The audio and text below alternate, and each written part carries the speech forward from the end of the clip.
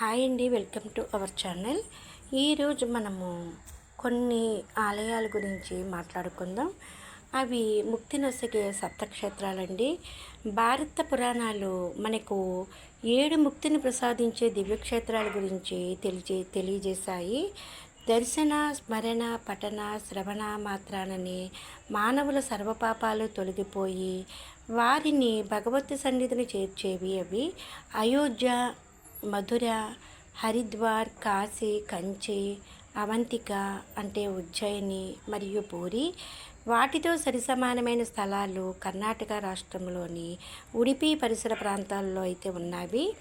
అవి 1 ఉడిపి, 2 కుక్కే సుబ్రహ్మణ్యం, 3 కుంభాసి, 4 కోటేశ్వర, 5 శంకరనారాయణ, 6 కొల్లూరు మరియు 7 గోకర్ణం.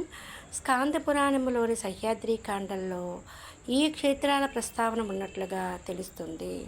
ఇంతటి పురాణ ప్రాశస్త్యం ఉన్న ఈ క్షేత్రాలు ఉత్తర కర్ణాటకలో పరశురాముడు సృష్టించిన నేటి కొంకణ భూభాగంలో నెలకొని ఉన్నాయి.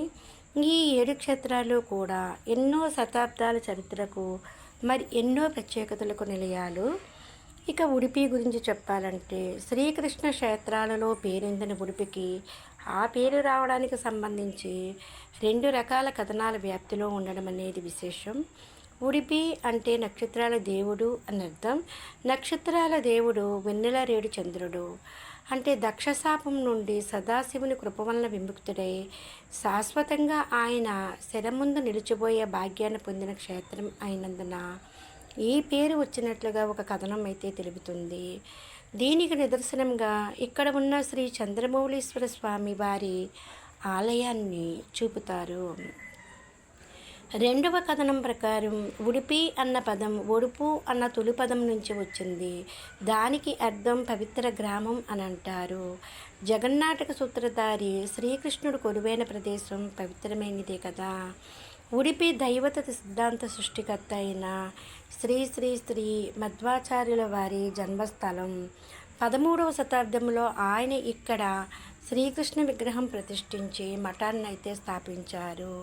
ఇక కుక్కే సుబ్రహ్మణ్యం దేవస్థానం గురించి చెప్పాలంటే ఉడిపితో సహా మిగిలిన 5 క్షేత్రాలు ఉత్తర కర్ణాటకలో సాగర తీరంలో ఉండగా ఈ ఒక్క క్షేత్రం దూరంగా 160 కిలోమీటర్ల దక్షిణ కర్ణాటకలో ఉంది.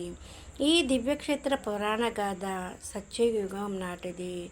లోకకంటకుడైన తారకాసుర మొదలైన రాక్షసులను సంహరించిన శివకుమారునికి దేవేంద్రుని కుమార్తె అయిన దేవసేనతో మార్గశిర శుద్ధ షష్ఠి నాడు ఇక్కడే జరిగింది.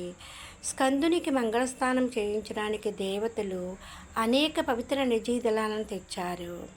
ఆ జలాల ప్రవాహమే నేటి కుమారధార. కుక్కే నాగదోష పూజలకి కూడా ప్రసిద్ధి. దీనికి గల కారణం గురించి గాథ అయితే ఇలా ఉంది. గరుడుని వల్ల ప్రాణభయంతో సర్పరాజు వాసుకి ఇక్కడ దాక్కుని సర్వేశ్వరుని గురించి తపం చేశాడు. కుమారస్వామి వివాహ సందర్భంగా తండ్రి ఆదేశం మేరకు నాగరాజుకు అభయం ఇచ్చారు. అందువలన ఇక్కడ సుబ్రహ్మణ్యేశ్వర స్వామిని సేవిస్తే నాగదోషం తొలగిపోతుంది. ఇక శంకరనారాయణ ఆలయం గురించి చెప్పాలంటే కర్ణాటకలో ఉన్న పరశురామ సృష్టిత సప్తముక్తి క్షేత్రాలలో శంకరనారాయణలో ఉన్న శివకేశవ ఆలయం చాలా ప్రత్యేకమైనది మరియు పవిత్రమైనది కూడా. స్థానిక గాథ గురించి విశేషము అందుబాటులో లేవు కానీ ఆలయాన్ని 1000 సంవత్సరాల కిందట సోమశేఖర రాయ అనే రాజు కట్టించినట్లుగా లభించిన ఆధారాల వలన తెలుస్తుంది. సహ్యాద్రి పర్వతాలలో ఒకే పానుపట్టం మీద హరిహరులిద్దరూ లింగరూపాలలో కొలువు తీరిన ఒకే ఒక క్షేత్రం ఇదేనేమో. ఉచ్ఛ్వాసం తెలియజేయడానికి అన్నట్లు విష్ణు లింగపై భాగాన కామధేనువు గిట్టల ముద్రలు ఉంటాయి. మరో విశేషం ఏమిటంటే ఇక్కడ జయ విజయులు మరియు నంది ఉండడం అనేది విశేషం. ముఖమండపం సుందర శిల్పాలతో నిండి ఉంటుంది. భోగమండపానికి బంగారు రేకులతో అలంకరించారు. నెక్స్ట్ కోటేశ్వర. ఉడిపికి సుమారు 30 కిలోమీటర్ల దూరంలో ఉన్న ఈ క్షేత్రంలో శ్రీ కోటి లింగేశ్వర స్వామివారు కొలువైనందున కోటేశ్వర అన్న పేరు వచ్చింది. గతంలో ఉన్న 7 ప్రాకారాల్లో కొంతవరకు కనుమరుగయ్యాయి. ఆలయ వెలుపల ఉన్న పెద్ద గద్దెను నిర్మించిన విధానానికి దానిని ఎక్కితే లోపల గర్భాలయాలలో ఉన్న శ్రీ కోటిలింగేశ్వర స్వామిని నేరుగా చూడవచ్చు. ఈ ఆలయములో అన్ని ప్రత్యేక రూపాల్లో కనబడతాయి. 25 అడుగుల ఎత్తు ప్రధాన ద్వారం, 100 అడుగుల ధ్వజస్తంభం, డమరుకం ఆకారంలో ఆలయ పుష్కరిణి, రెండో ప్రాకారంలో ఉన్న ఏనాటితో తెలియని పెద్ద శిలాశాసనం. ఇందులో భాష గురించి ఇంకా చర్చలు జరుగుతున్నాయని అంటారు. ఇలా ప్రతి ఒక్కటి కూడా విశేషమే. నెక్స్ట్ అనిగుద్దే అంటే కుంభాషి, సప్తముక్తి క్షేత్రాల్లో 5వది అనిగుద్దే లేక కుంభాషి. ఉడిపికి 30 కిలోమీటర్ల దూరంలో ఉన్న ఈ క్షేత్రంలో కొలివిదీరినది విఘ్ననాయకుడు శ్రీ గణేశుడు.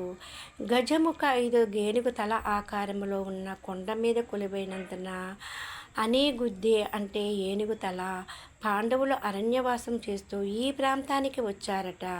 తీవ్ర కరువు కాటవాలతో తల్లడిల్లుతున్న ఇక్కడ ప్రజలను చూసి వారు ప్రార్థించగా గౌతమ ముని వచ్చి వరుణదేవుని సంతృప్తిపరచడానికి యాగం ఆరంభించాడు. దానిని భగ్నం చేయడానికి కుంభాసురుడని రాక్షసుడు చేసిన ప్రయత్నాలను తిప్పికొట్టిన భీమసేనుడు వానిని సంహరించాడట. కుంభాసురుడు మరణించిన ప్రదేశం కావడాన్న కుంభాషిగా పిలువబడుతుంది.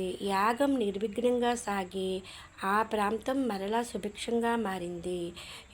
యాగారంగంలో పాండవుడు ప్రతిష్ఠించిన శ్రీ మహాగణపతి నేటికి అందరి పూజలు అందుకుంటున్నారు. ఇక్కడ ఒక చిన్న బిలం నుంచి ఊరే నీరు గంగా నది అంతర్వాహినిగా ప్రవహించడం వల్ల వస్తుంది అంటారు. దగ్గరలో సూర్య పుష్కరిణి, చంద్ర పుష్కరిణి ఉంటాయి.